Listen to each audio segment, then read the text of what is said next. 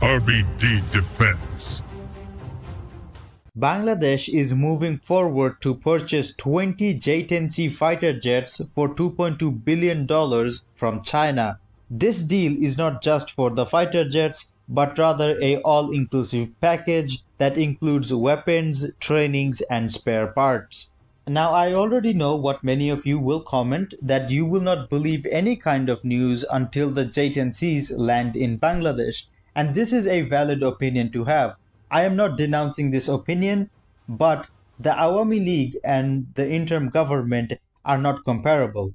During the Awami League era, once or twice a year, someone from the party would say that we are buying 8 or 16 MRCA fighter jets, and they're evaluating Russian fighter jets for 4 years, but then Russian fighter jets are out. Now they're evaluating the Eurofighter Typhoon, but oh wait, the French president is visiting Bangladesh, so now they're evaluating the Rafale, and just continue this circus for 8 years. Now let's compare this 8 years of the Awami League with what the interim government has done.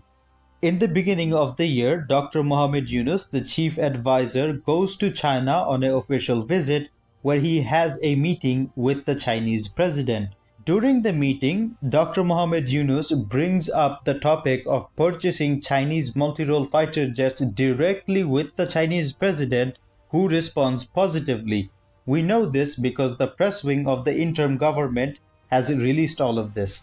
5 months after Dr. Mohammed Yunus's China visit, Prothom Alo interviews 2 government officials who were with Dr. Mohammed Yunus during his China visit, and they confirmed that after Dr. Mohammed Yunus's visit, that they and the Chinese side have been in discussion about this topic, and that they are considering purchasing 12 J-10Cs.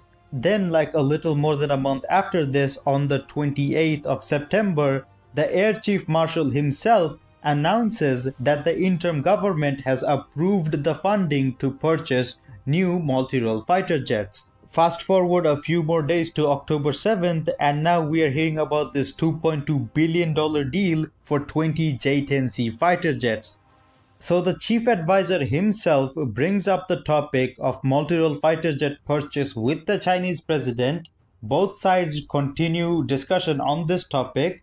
Then the interim government approves the funding to buy the fighter jets. Then after the funding is approved, not even like 2 weeks later, we hear the news about 20 J-10C purchase, and the financial aspect is completely public.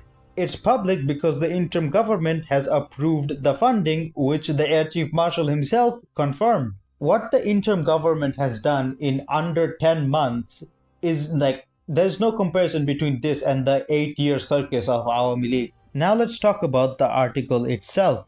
Originally, they were considering buying 12 J-10Cs, but they have since increased that to 20, which matches Pakistan's J-10C deal, which is a good development. Speaking of Pakistan, the article states that each J-10C aircraft is $60 million, not including weapons, spare parts, or anything else, just the fighter jet itself. According to Pakistani defense experts, their J-10Cs were also $60 million. So this kind of hints at that Bangladesh's J-10Cs will be very similar to Pakistan's J-10C variant.